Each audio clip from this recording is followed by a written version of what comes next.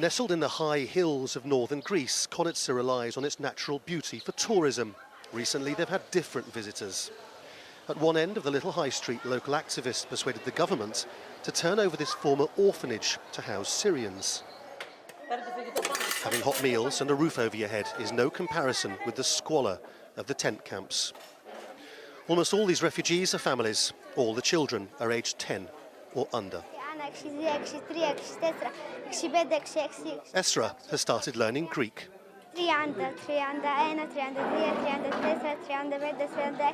Lots and lots and lots of Greek.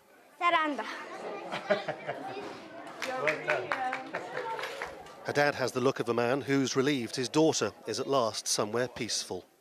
It is a light in the dark days that I'm afraid will rise over Europe. There is no other way than solidarity. This is the only way of behaving as human beings. There is no other way.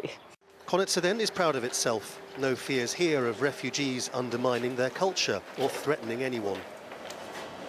Adonis helps run a local taverna. And it's time for the soup now.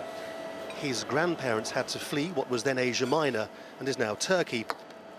They were pursued across the Aegean Sea as refugees in their own country, and they settled with nothing in Konitsa.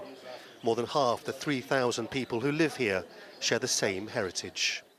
A lot were drowned in the sea, a lot were killed as the way they were coming here. A lot were lost.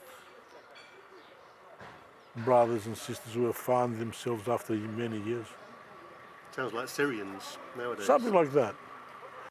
In the afternoons, the refugees stroll around town with their children, who in turn are given treats by the local shopkeepers. Just the occasional nod of respect, and they're left in peace. We collect essentials and give them to our centre to hand out to the refugees. Some of the villagers go and take the refugees out for coffee or other simple things.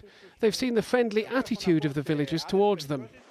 With such ill feeling in other parts of the European Union towards refugees, it's both tempting and dispiriting to suggest that it's often only people with experience of displacement who can empathise.